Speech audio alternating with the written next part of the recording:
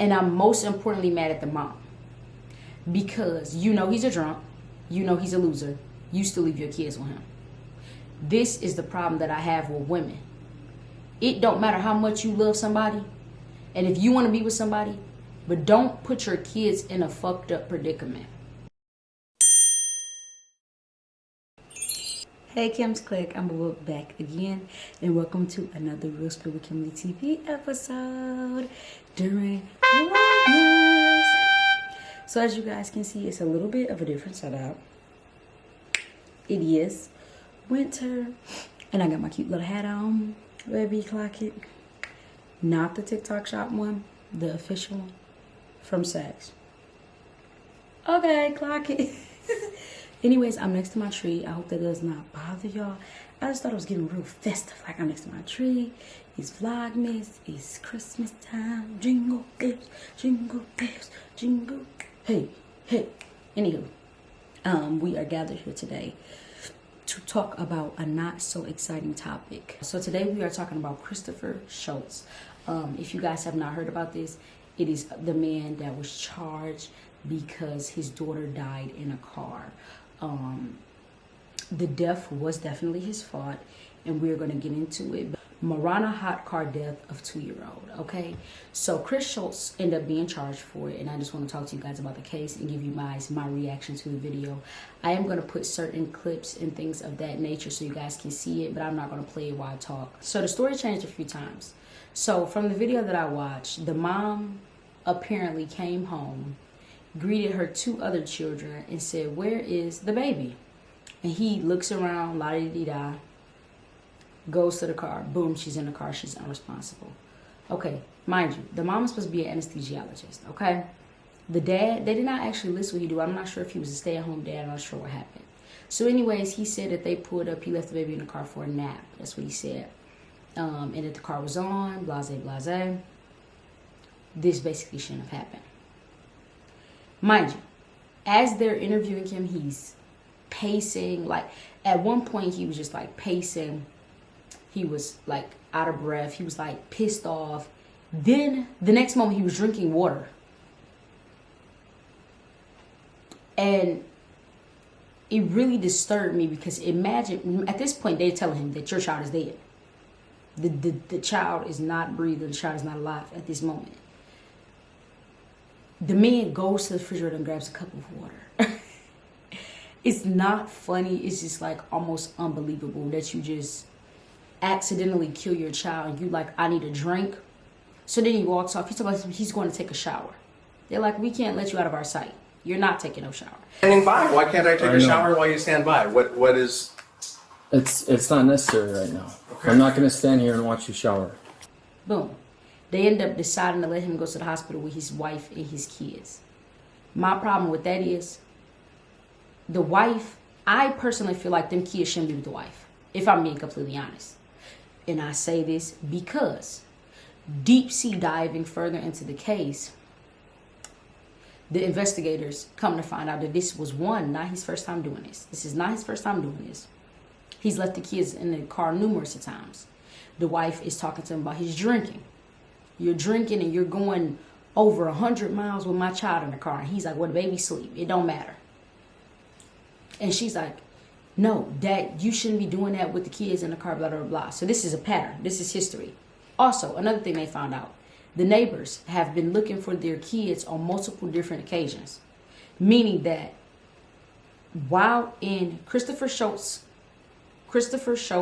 custody, his kids have left their home, went wandering. The neighbors have to put together watch parties to find them on multiple occasions. So this guy is a complete and total fucking loser. Excuse my language. He's a fucking loser. Okay? And I'm most importantly mad at the mom. Because you know he's a drunk. You know he's a loser. You still leave your kids with him. This is the problem that I have with women. It don't matter how much you love somebody. And if you want to be with somebody, but don't put your kids in a fucked up predicament. Okay? And watching it, I was just going on and on and on because I just couldn't believe. I was most importantly mad at the mom. You're texting this fucking loser about what he should not be doing with the kids, but you're still leaving your children with him. The child was in the car. He said the kid was, first he said the kid was in the car for 20 minutes. Then he said the kid was in the car maybe for half an hour. They did the analysis on the car. The car shuts off after 20 minutes. His child was in the car. The temperature that they measured during that time was 149 degrees in that car.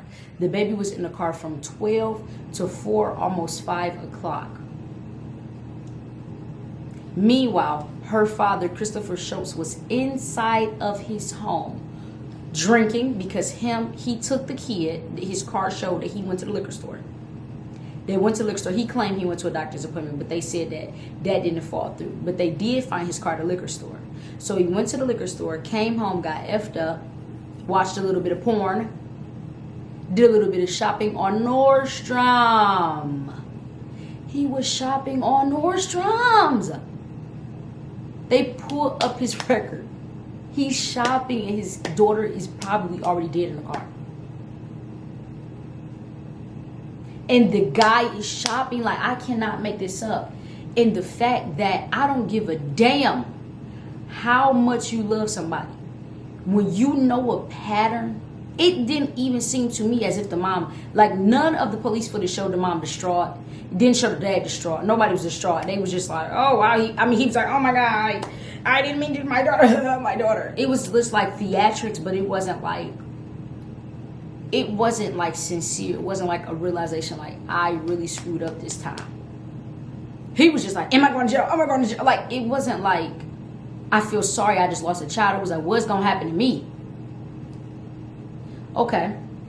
They let him go to the hospital to spend time with the family and the baby. If I'm the mama, you're not at the hospital with my child. What do you mean? You killed her. No excuse, no remorse. I don't feel sad for him at all. I wish they would have given him the death penalty. That's what he deserved. To never know when it was coming and then one day they just zap you dead. That's what you deserve for killing that baby slow. You don't even know if she was crying, if she was stressed out, if she just died in her sleep. You don't know. Like, that would keep me turning at night if I was the cause of my child's death.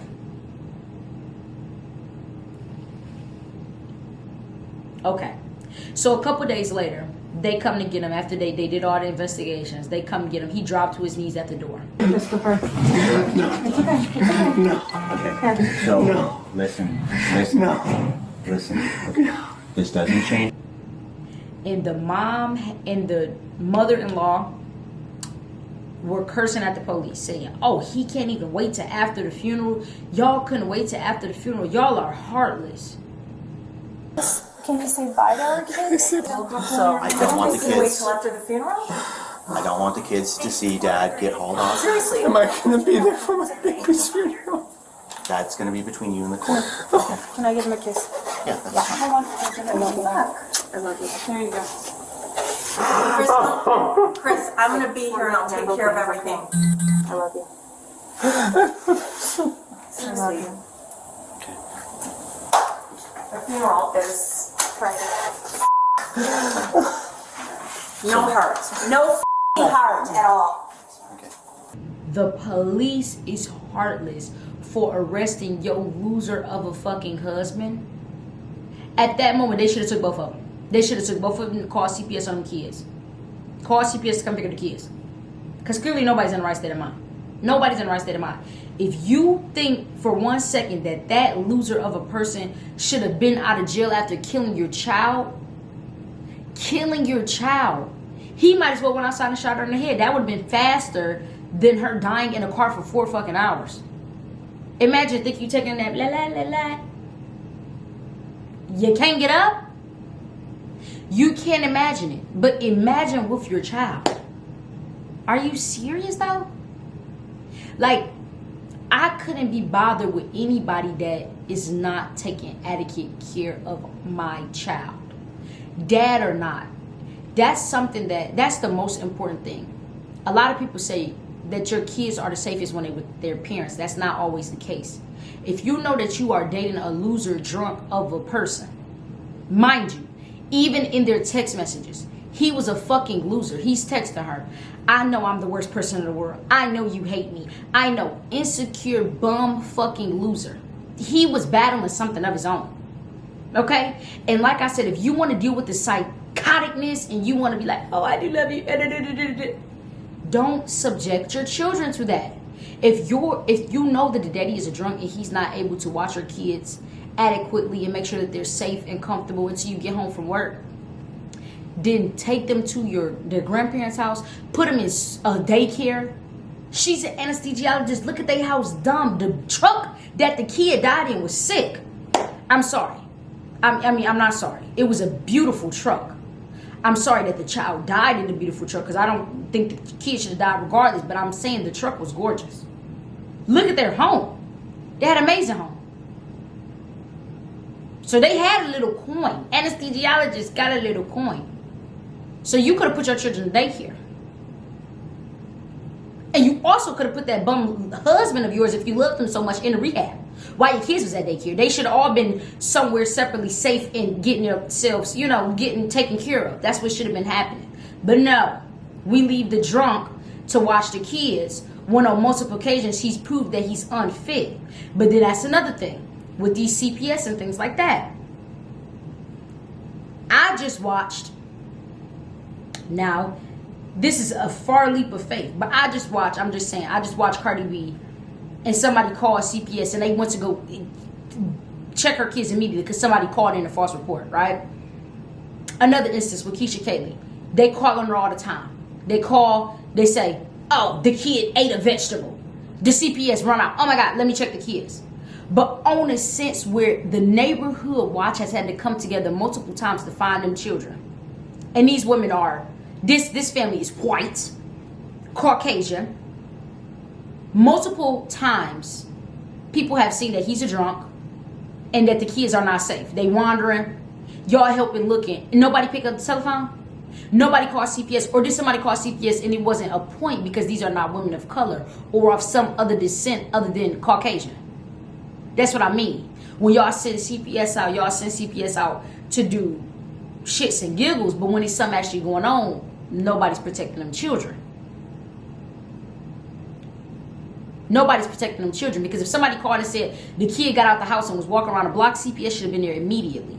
However, they call on Keisha Kaylee and say she's feeding her kids vegetables and they at her door. Wow, she's feeding her kids healthy.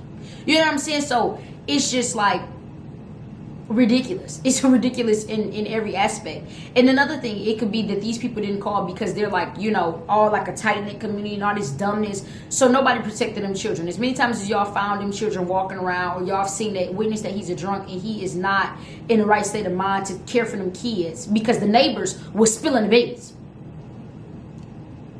I'll put the links below, but the neighbors were spilling the beans. But y'all didn't call the po-po. Nobody called the po-po. So that's my take on it. I just feel like they all just, I think he had second degree, end up going to first degree. Despicable. It's utterly disgusting what happened. Rest in peace to that little girl.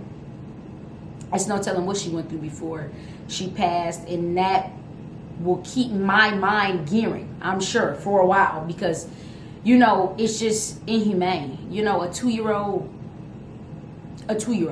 Like, I almost want to cry. Like, I don't want to cry, but like, my son is 1. I just could not imagine. You know what I'm saying? Especially at a death at the hands of someone that you think this is to be most safest with. You know what I'm saying? But as that mom, I wouldn't ever be able to sleep at night. And I hope that CPS will get them other 2 kids. Because you're unfit. Your judgment is not will. If your judgment is not will for your children, you shouldn't have your children either. Period. If your judgment is clouded by a guy, you don't need to take care of your kids. So many women, their judgment is clouded and their kids suffer because of that. Suffer by yourself. Don't make them babies suffer that. I don't care if that's the daddy. We got to start making better decisions for our kids. Period. So I think everybody in that family failed them kids. I think that neighborhood failed them kids. I think the CPS, the people who are supposed to look out for them, failed them. I think those kids were failed. And I'm saying the other 2, even though they didn't pass, they were failed in the aspect that they should have been helped and they shouldn't have to lose their sister. They shouldn't have had to go through that. So that was my take on it. that's all I had to say. Thank you guys so much for watching this video. Let me know down below if there's anything else you want me to react to. I'm gonna be reacting to a bunch of stuff, deep stuff, funny stuff, happy stuff. I don't mind. If it gets my gears going, I'm gonna react to it. If you're looking for more reactions daily, you can follow me on TikTok, lit.kimm, or my Instagram stories. I post a lot of reactions there, gorgeous_.kimm. I mean, gorgeous_.kim. This concludes this video. Thank you guys so much for coming to another episode of RealSpillWithKimberlyTv, where everything is real and everything is spilled. This is the end. Be sure to like, comment, and subscribe to become part of Kim's clique. I am out. I am out. I am out. And I cannot wait to be back again.